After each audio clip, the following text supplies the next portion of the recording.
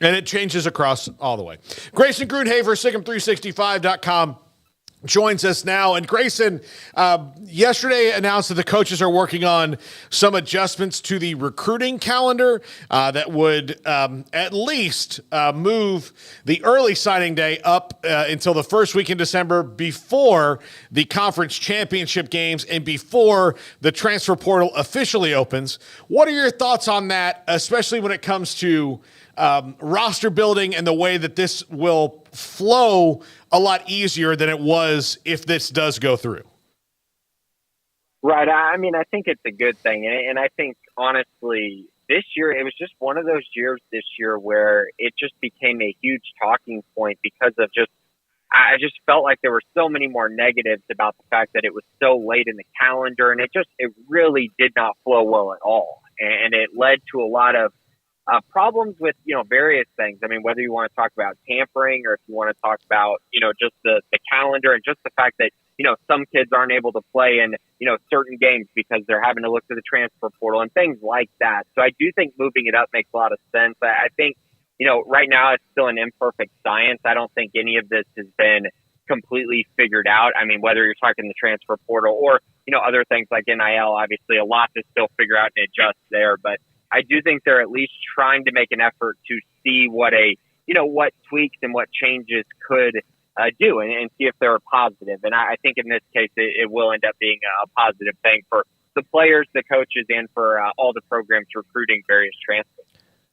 All right, thanks, Grayson. That's all with Baylor and college sports that we've got to talk about, huh? Nothing else going on with Baylor football this week. All right, I guess you're going to probably have a pretty lengthy response here. I guess there's no way to kind of unpack this piece by piece, Grayson, because so much happened. But in the span of, 24, 48 hours, Baylor went from having a complete football staff that had been reworked this offseason and finally settled in to suddenly having 3 vacancies as they lost their inside linebackers coach and also their offensive line coach, who they just hired, and Chris Kapolovic, both to Alabama, and then also lost Dennis Johnson, their D-line coach, to the Baltimore Ravens. So 3 guys gone in the span of a day or so.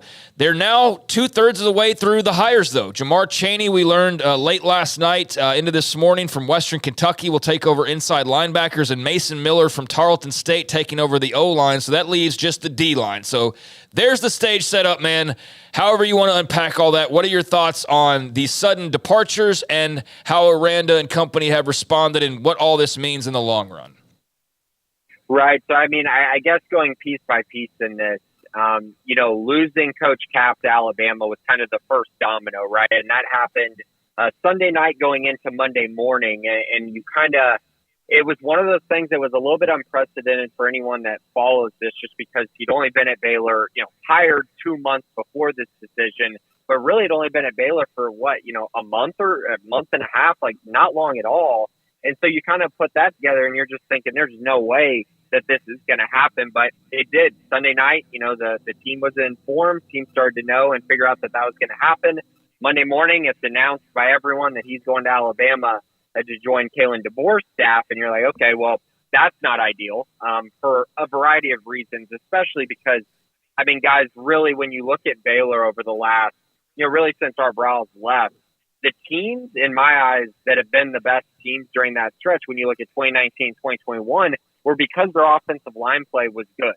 And when it hasn't been good, the teams have been bad. And when the offensive line has been terrible, we've seen, the effects of that. When you look in the 2020 season during COVID and a variety of reasons, that offensive line was really bad. And then last year's offensive line struggled as well. And you saw the results, 2 really, really bad seasons. So they have to get that figured out. And so losing a coach like that who just started building these relationships, that's really, really difficult. And, I think for a lot of these players, we also have to remember, there was another coach that left before Coach Cap took the job, and that was Eric Mateo.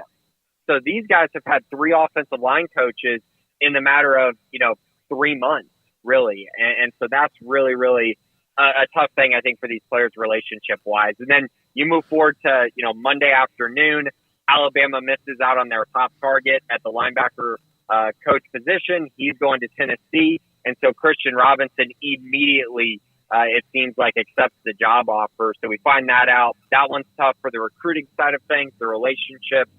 He'd only been at Baylor for a year, but it really felt like this 2025 class that was coming up was going to be a really, really special one for the linebacker position because of Christian Robinson's relationship, just the way he's been recruiting. And I know a lot of the players really respect him, and the staff really respects him as well. But he's an SEC guy, and I think in the long run this was always going to happen. It's just probably a little bit earlier than most of us expected. And then you fast forward to the Dennis Johnson thing, and we just talked about Christian Robinson was at Baylor for a year. Coach Cap was at Baylor for 2 months, but Dennis Johnson was really a staple for this program on the defensive line, and a guy that a lot of these players respected. A lot of these players just, really, really had a great relationship with him. And I would say that he's done a really good job. I think this past year, was tough. The veterans didn't quite live up to the expectations.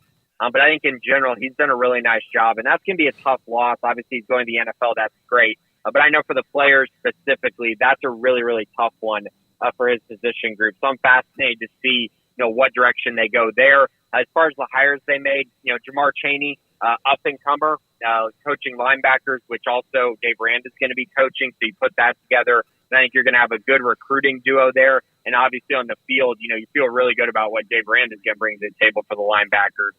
And I think Jamar Chaney, that energy, that youth, the experience that he has is going to pay a huge dividends for that spot. I think they'll be a good group. And then offensive line, you mentioned Mason Miller getting the job. He's got a lot of experience in the spread air raid scheme with his time with Mike Leach. And so I'm very intrigued to see how that works out. But in general, he's got a lot of experience in this kind of offense, more experience than Coach Cap did. So who knows? I think that it could be a really, really good fit. Obviously, you're not getting your top guy because he just left Alabama. But I do think you look at the resume, you look at the track record, and I think I feel pretty good that Mason Miller is going to put together a competent, if not really good, offensive line going into the spring and of course, the 2024 season. Grayson, on it, I guess the negative part of this would be that you're kind of going along here. It's almost March. You've got spring coming up, and you've got to, integrate these guys into the staff pretty quickly. Do you think that will at least make it a little bit of a bumpier ride as spring football goes on? I mean, I think it's going to be a spring of adjustment, and I think that it's going to be a spring of learning a lot of new things. And I think that, I do believe that, Jake Spavital and Dave Aranda, Jake on the offensive side and Dave Aranda on the defensive side, probably already have everything kind of set for what they want to do and what they want to be about at various positions going into the spring. And so I'm pretty sure that the coaches that they hire here are I think they know that. And so I think the good news is I think the coach and the players are going to be on the same page when it comes to what they're going to try to get done on the field going into spring ball. And I think that's key. Now, the relationship side of things, that's going to take time, and it always does. You're not just going to be able to walk into a room and immediately, you have everyone's trust, everyone believes in you, everyone's excited to play for you. That takes time, and that's going to be something that is going to be earned, and it's going to grow throughout spring football. But I do think spring is the perfect time for that. And we see these kind of hires happen very often where guys come in the spring and they go in and then build a good relationship, and that translates into the summer and fall. So luckily there's time here, and Dave Aranda wasted no time in going out and finding his guys for these positions. I've been extremely impressed with how quickly he was able to backfill those positions and find guys that he really, really liked to take over. And now just got to get them into Waco and get them, meeting the players in their room, and hopefully it translates well. But I do think it does add a little variable of uncertainty, which is, I think, what you're alluding to, Paul.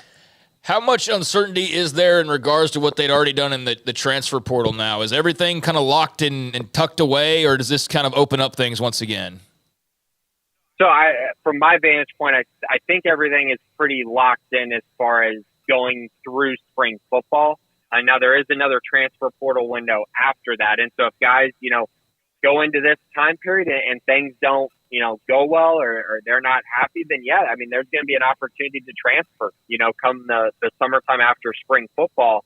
So there's a chance that happens, but I do think most of these guys are going to be ready to go for spring. and the coaches are going to get an opportunity to coach them, teach them, mentor them, and gain that trust.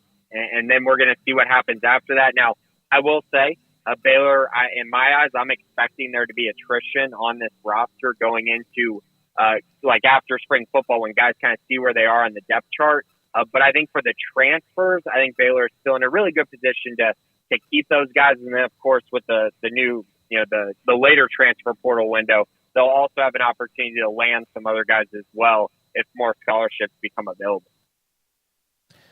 Grayson, basketball this weekend, a huge game for the men against Houston. Your thoughts on what we're going to see tomorrow at Foster Pavilion and just the ramifications? And this is Big 12 basketball at its pretty close to best to having two programs like this. So your thoughts on this game? I mean, it's a great bounce back moment for Baylor here. They really they lost the game that I felt like was very winnable against BYU, and it really came down to just. In my eyes, there was just a little bit of a lack of focus and a lack of sticking to the game plan, and you especially saw it on the defensive side. I mean, the amount of backdoor cuts that BYU scored layups on was just pretty inexcusable. It's not something you see from a Scott Drew defense ever, and it happened over and over again. BYU just basically shot uncontested threes and layups, and that's that was their game plan, and they made enough of them to beat Baylor. But I think the Bears are going to have to come out with a lot more focus because they're about to face a team that is really, really gritty, really, really physical, and they're going to get up and they're going to make Baylor beat them. And Baylor's going to have to make shots and be ready for the kind of just what they're going to see from a Houston team that is really playing well. They're playing very together. Defensively, Baylor hasn't seen a defense like this all year. So it's going to be a huge challenge. And I think Baylor's guards got pushed around a little bit against BYU, especially on the glass. And I can tell you right now, if they allow that against Houston, more of the same is going to happen because just all of those players on that team are extremely physical. They play extremely hard. They're going to offensive rebound. They're going to attack the glass, and Baylor's got to be quicker to the basketball. So I'm curious to see how Scott Drew adjusts this week, but it is big-time basketball, and it's a game that Baylor should really, really want to win. It could help their tournament resume and also continue to give them at least an opportunity to win the Big 12, even though that looks far more unlikely after the loss in Provo. It looks far more unlikely, like no matter what happens with Houston, like they can lose a game here and then they win 4 in a row. So like every time somebody picks up one on them, they go on a streak while everybody else beats each other up, right? I mean, so it just they're just so damn good. They're so good. They really are. They really are. And I would also say the other teams in the Big 12 haven't taken advantage of the opportunities they've been given. I mean, if Baylor beat BYU this week and then beat Houston, Baylor would be at the top of the Big 12 standings. Mm-hmm. But they weren't able to get it done. And that's because Houston's been the most consistent team in the Big 12. And unfortunately for Baylor, their defense just has not been consistent enough for them to kind of get over that hump. Absolutely. Grayson, thanks a lot. We'll talk to you next week. Thanks, guys. Appreciate it. Grayson Grundhoefer SicEm365.com.